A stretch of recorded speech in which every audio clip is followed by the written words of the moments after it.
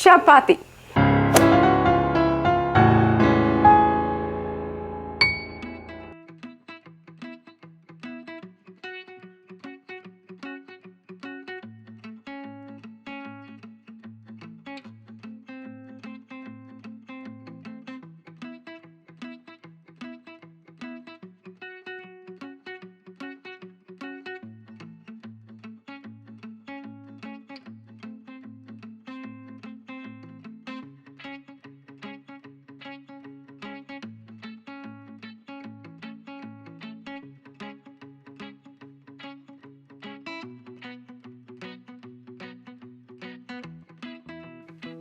For this chapatis, actually the method of kneading is very important.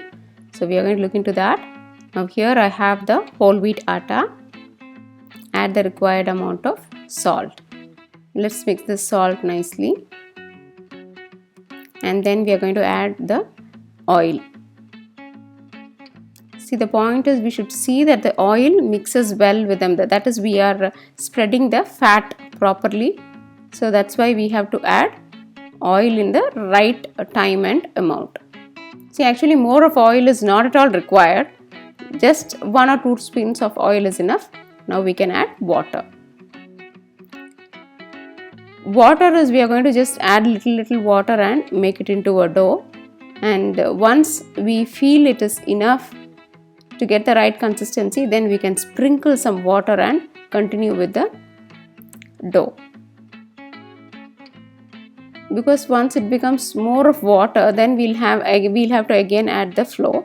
So that will definitely alter the texture of the chapatis. So that's why we should be very careful when we are adding the water. So now we have added enough water. Can you see? Give it a nice press like this. And here we'll have to note that the thumb finger, usage of thumb finger is very important.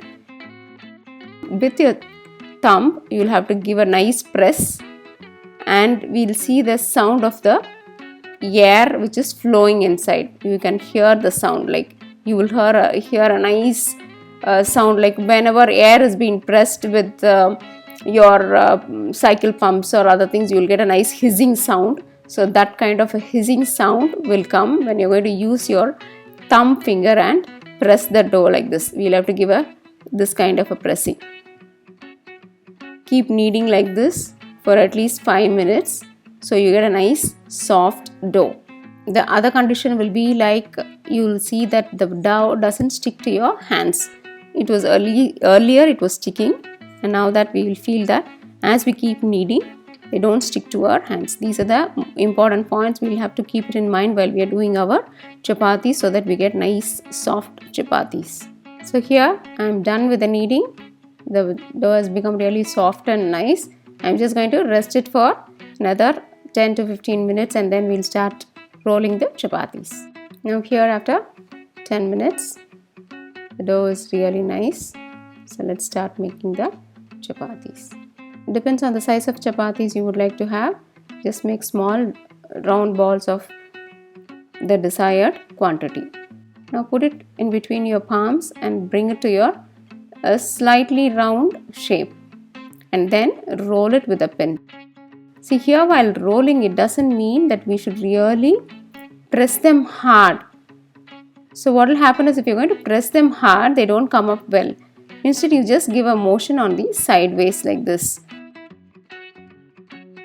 So they keep expanding automatically to the round shape.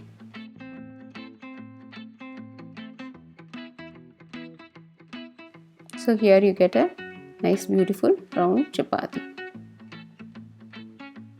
Now let's do the rest of the dough also like this. We'll just roll out some chapatis before we go to the stove. Here the condition for doing this chapati, or you can even convert this into a fulka, is that you should have your flame or your stove on the high heat. See, once if it is not in heat, what will happen is the chapatis don't rise up. So it should be on full heat. So can you see, as soon as I put, there are small bubbles coming up. So that shows that it is in a full heat. Give it a slight press like this. Now I am changing it to the fulka handle. So here it will just rise up,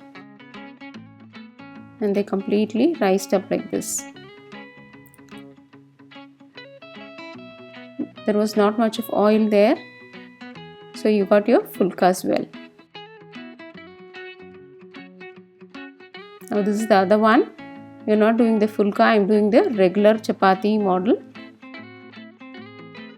So just put some oil and spread it like this. When you turn around, again they will bloat up.